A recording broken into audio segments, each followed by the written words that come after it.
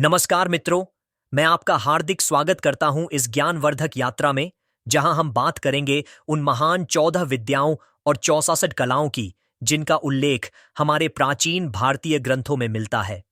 यह विषय केवल जानकारी तक सीमित नहीं है, बल्कि हमारी संस्कृति, इतिहास और सभ्यता की गहरी जड़ों से जुड़ा हुआ है। तो आइए इस रोचक विषय को विस्तार से समझते हैं। जब भी हम शिक्षा और कला की बात करते हैं, तो हमें यह जानना जरूरी हो जाता है कि हमारे प्राचीन आर्षियों ने विद्या और कला को किस रूप में देखा था। हमारे शास्त्रों में ज्ञान को दो प्रमुख भागों में विभाजित किया गया है। एक है विद्या और दूसरी कला। विद्या का अर्थ है गहन अध्ययन और शास्त्रों की संपूर्ण जानकारी, जबकि कला हमारे रचनात्मक और व्यावहारिक कौशल को दर्शाती है। हमारा मन एक रहस्यमय शक्ति से भरा हुआ है। यह हर पल हजारों विचारों से गुजरता है, कभी खुशी, कभी दुख, कभी चिंता, कभी आशा, तो कभी अनजाना भय। लेकिन क्या हो अगर कोई इन विचारों को बिना शब्दों के समझ सके? क्या मन को पढ़ना किसी विशेष योग क्रिया या ध्यान के माध्यम से संभव है? आइए इस रहस्य से पर्दा उठाते हैं। शास्त्रों और योग विज्ञान में कई ऐसी विधियां बताई गई हैं जो मन के भीतर छिपे विचारों और भावनाओं को समझने में सहायता कर सकती हैं। भारत की प्राचीन परंपरा में आर्षि मुनियों ने ध्यान, योग और साधना के माध्यम से इस गूढ़ ज्ञान को प्राप्त किया था। उन्हें अपनी चेतना को इतना विकसित करने की शक्ति थी कि वे बिना कहे ही किसी के मन के भावों को समझ सकते थे। इन 14 विद्याओं को प्राप्त करने वाला व्यक्ति जीवन के हर क्षेत्र में निपुण माना जाता था।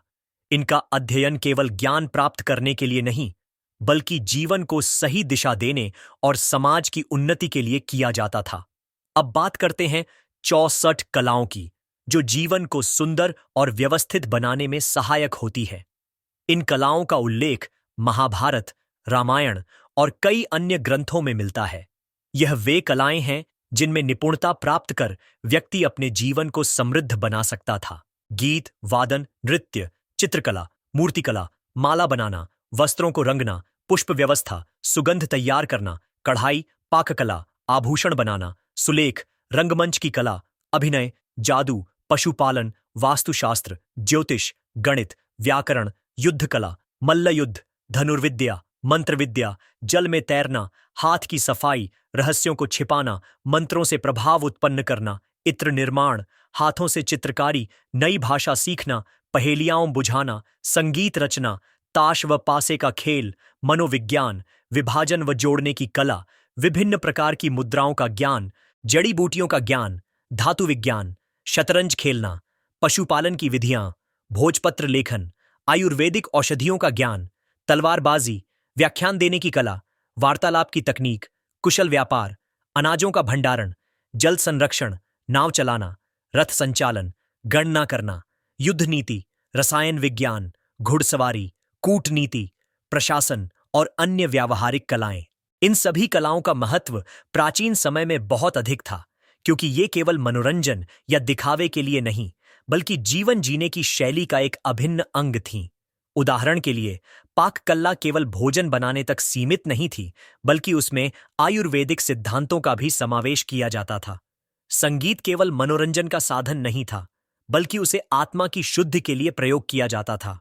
अगर हम इन विद्याओं और कलाओं को आज के परिप्रेक्ष्य में देखें, तो यह स्पष्ट हो जाता है कि प्राचीन भारतीय शिक्षा प्रणाली कितनी उन्नत और समग्र थी। यह केवल पुस्तकीय ज्ञान तक सीमित नहीं थी, बल्कि हर व्यक्ति को आत्मनिर्भर बनाने और जीवन के हर क्षेत्र में कुशलता प्राप्त करने पर जोर देती थी। श्री कृष्ण को 64 कलाओं में निपुण माना जाता था। उन्होंने इन कलाओं को उज्जयिनी के संदीपनी आश्रम में सीखा था। यही कारण था कि वे न केवल महान योद्धा और राजनीतिज्ञ थे, बल्कि कुशल गायक, नर्तक, रणनीतिकार और मनोवैज्ञानिक भी थे। इसी तरह महर्षि वाल्मीकि, महर्षि वेदव्यास और अन्य आर्षि मुनि भी इन विद्याओं और कलाओं में पारंगत थे।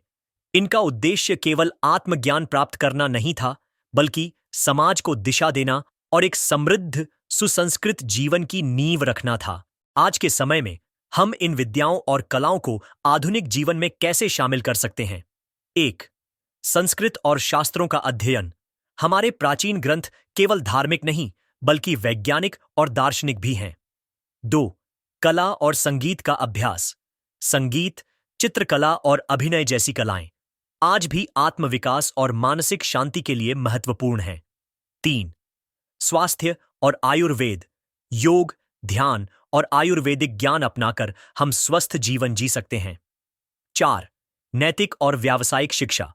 व्यापार, कूटनीति और प्रशासन संबंधी प्राचीन शिक्षाएं आज भी उपयोगी हैं।